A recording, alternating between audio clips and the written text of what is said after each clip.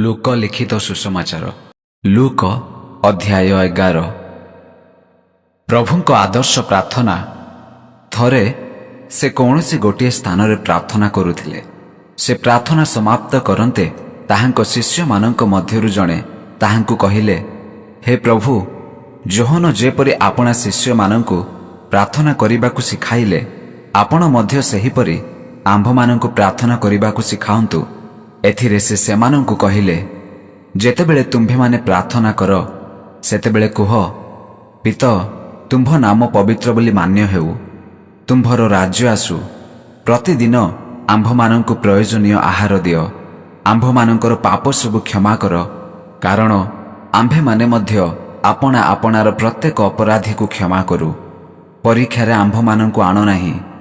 आउ से सेमानंकु कहिले, तुम्भ मानंकर काहारी एपरि बंधु अछि कि जहा निकटकु अधरातिरे से जाई कहिबो, हे बंधु, मते 3टी रोटी उधार दियो, कारण मोहर जणे पथिक बंधु मो निकटकु आसी अछंती, ताहांकु खाद्य परिवेषण करिबा पई मो पाखरे किछि नाही।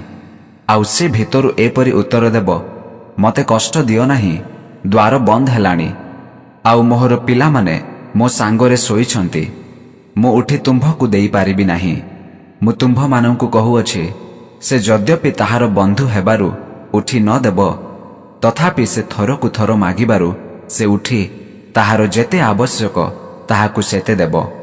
मु मध्य तुम्भ मानंकु कहुअछि, माग, सेथिरे तुम्भ मानंकु दियाजिबो, खोजो, सेथिरे तुम्भे माने संधान पाइबो, द्वार रे आघात कर, सेथिरे तुम्भ मानंक निमंते द्वार फिटाई दियाजिबो। कारण जे केही मागे से पाए, जे खोजे से संधान पाए, आउ जे द्वार रे आघात करे ताहा निमंते द्वार फिटाई दियाजिबो। आउ तुम्भ मानंक मध्यरे एपरि पिता किए अछि, जाहाकु ताहार पुओ माछ मागिले से ताहाकु माछ बदଳରେ साप देब, किंबा अंडा मागिले से ताहाकु बिछा देब। एणु तुम्भे माने दुष्ट हेले सुधा जेबे आपणा आपणा पिला मानंकु उत्तम उत्तम दान देई जाण, तेबे जो पिता स्वर्गरु दान करन्ति से ताहांको पाखरे मागिबा लोक मानंकु केते अधिक रूपे पवित्र आत्मा देबे। जीसु ओ बालजिबुल थरे से गोटे भूत छड़ाउथिले। सेही भूतटा घुंगा। भूत बाहारी गला परे घुंगा लोकटी कथा कहिला। सेथिरे लोक समूह चकित हेले, किंतु सेमानंक मध्यरु केही केही कहिले, से भूतपति बालजिबुलर साहाଯ୍ୟରେ भूत छड़ाए। अन्य माने ताहांको परीक्षा करिबा अभिप्रायरे ताहांको ठारू आकाशरु एक चिन्ह मागिले, किंतु से सेमानंको मनर भाव जानी सेमानंको कहिले, जे कौनसी राज्य भाग भाग होई आपणा विरुद्धरे उठे ताहा उत्सन्न होई जाए, पुणी गृह गृह उपरे पड़े। आउ शयतान मध्य जदि विभक्त होई निज विरुद्धरे उठे, ताहाले ताहार राज्य कि प्रकारे स्थिर होई रहिबो। मु बालजिबुलर साहाଯ୍ୟରେ भूत मानंकु छड़ाए बोली तुम्भे माने तो कहुअछ, किंतु मु जेबे बालजिबुलर साहाଯ୍ୟରେ भूत मानंकु छड़ाए, तेबे तुम्भ मानंक पुत्र माने काहा साहाଯ୍ୟରେ सेमानंकु छड़ांती, एणु सेमाने ही तुम्भ मानंकर विचार करता हेबे। किंतु मु जदि ईश्वरंक पराक्रम द्वारा भूत मानंकु छड़ाए, तेबे तो ईश्वरंक राज्य तुम्भ मानंक निकटरे उपस्थित हेलाणी। बलवान लोक जे पर्यंत अस्त्र शस्त्र रे सुसज्जित होई आपणा गड़ रक्षा करे, से पर्यंत ताहार संपत्ति निरापद रे थाए, किंतु जेतेबेले ताहाठारू अधिक बलवान लोक ताहाकु आक्रमण करी जय करे, सेतेबेले जेउ अस्त्र उपरे ताहार भरोसा थिला सेही सबु से छड़ाई निए, पुणी ताहार लूट करिथिबा धन संपत्ति बांटी निए। जे मोहर सपक्ष नुहे से मोहर विपक्ष, पुणी जे मो सहित संग्रह करे नाही से छिन्न भिन्न करि पकाए। भूतर प्रत्यावर्तन। असुचि आत्मा जणे मनुष्य ठारू बाहरी जिबा परे विश्राम करिबा पाई जल नथिबा स्थान सबु भ्रमण करी खोजे, आउ ताहा न पाई कहे, मु जेउ घरु बाहरी आसीथिले मोहर सेही घरकु फेरी जिबी। पुणी से आसी ताहा परिष्कार होइथिबा देखे, सेतेबेले से जाई आपणा ठारू अधिक दुष्ट आउ 7टी आत्मा सांगरे नहीं आसे, पुणी सेमाने प्रवेश करी सेठारे बास करंती। आउ सेही लोकर प्रथम दशा अपेक्षा ଶେଷ ଦଶା ଅଧିକ ମନ୍ଦ ହୁଏ। ବାକ୍ୟ ପାଳନକାରୀ ଧନ୍ୟ। ସେ ଏହି ସମସ୍ତ କଥା କହୁଥିବା ସମୟରେ ଲୋକସମୂହ ମଧ୍ୟରେ ଜଣେ ସ୍ତ୍ରୀ ଲୋକ ଉଚ୍ଚ ସ୍ୱରରେ କହିଲା, ଧନ୍ୟ ସେହି ଗର୍ଭ ଯାହା ତୁମ୍ଭକୁ ଧାରଣ କଲା ଓ ସେହି ସ୍ତନ ଯହିଁରୁ ତୁମ୍ଭେ ପାନ କଲ। ମାତ୍ର ସେ କହିଲେ, ନା, ବରଂ ଯେଉଁମାନେ ଈଶ୍ୱରଙ୍କ ବାକ୍ୟ ଶୁଣନ୍ତି ଓ ପାଳନ କରନ୍ତି ସେମାନେ ଧନ୍ୟ। ଜୁନସଙ୍କ ଚିହ୍ନ। ଲୋକମାନେ ଦଳ ଦଳ ହୋଇ ତାହାଙ୍କ ନିକଟରେ ଏକାଠି ହେଉଥିବା ସମୟରେ ସେ କହିବାକୁ ଲାଗିଲେ, ଏହି କାଳର ଲୋକମାନେ ଦୁଷ୍ଟ, ଏମାନେ ଚିହ୍ନ ଖୋଜନ୍ତି, ମାତ୍ର ଜୁନସଙ୍କ ଚିହ୍ନ ବିନା ଅନ୍ୟ କୌଣସି ଚିହ୍ନ ସେମାନଙ୍କୁ ଦିଆଯିବ ନାହିଁ। କାରଣ ଜୁନସ ଯେପରି ନିନିବି ସହରର ଲୋକମାନଙ୍କ ପ୍ରତି ଚିହ୍ନ ଭଳି ହେଲେ, ମନୁଷ୍ୟପୁତ୍ର ମଧ୍ୟ ସେହିପରି ଏହି ଯୁଗର ଲୋକମାନଙ୍କ ପ୍ରତି ହେବେ। ଦକ୍ଷିଣ ଦେଶର ରାଣୀ ବିଚାରରେ ଏହି ଯୁଗର ଲୋକମାନଙ୍କୁ ଦୋଷୀ କରିବେ, କାରଣ ସେ ସୋଲୋମନଙ୍କ ଜ୍ଞାନର କଥା ଶୁଣିବାକୁ ପୃଥିବୀର ପ୍ରାନ୍ତରୁ ଆସିଥିଲେ। ଆଉ ଦେଖ, ସୋଲୋମନଙ୍କ ଅପେକ୍ଷା ମହତ ବିଷୟ ଏ ସ୍ଥାନରେ ଅଛି।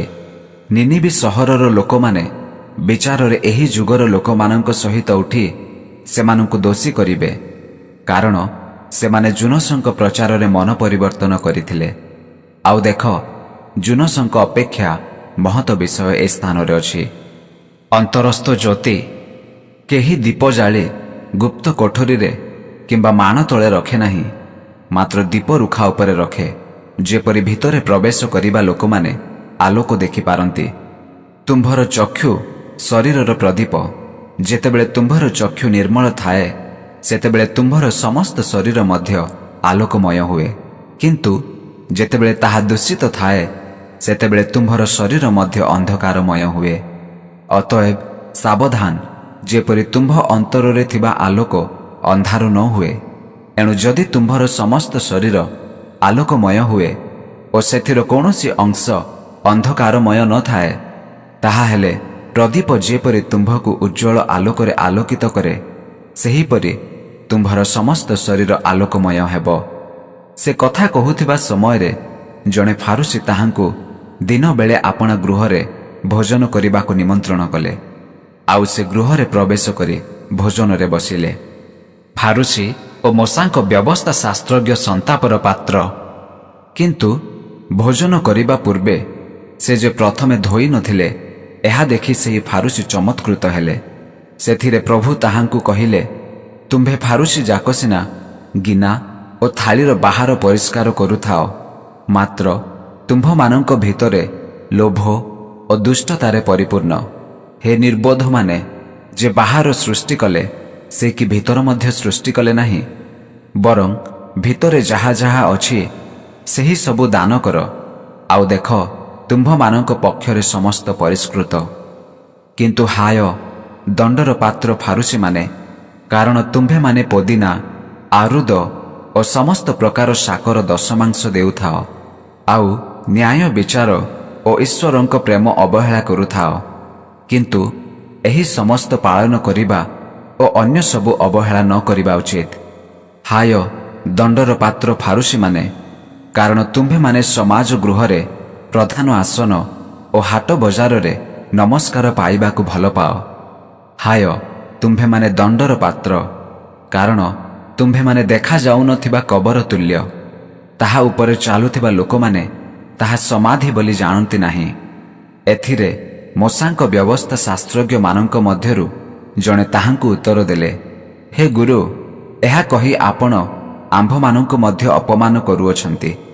ସେ କହିଲେ, ହାୟ ମୋଶାଙ୍କ ବ୍ୟବସ୍ଥା ଶାସ୍ତ୍ରଜ୍ଞ ଯେ ତୁମ୍ଭେମାନେ ମଧ୍ୟ ଦଣ୍ଡର ପାତ୍ର, କାରଣ ତୁମ୍ଭେମାନେ ମନୁଷ୍ୟମାନଙ୍କ ଉପରେ ଦୁର୍ବହ ଭାର ଲଦୁଥାଅ ଏବଂ ନିଜେ ଗୋଟିଏ ଅଙ୍ଗୁଳି ଦେଇ ତାହା ସ୍ପର୍ଶ କରୁନଥାଅ।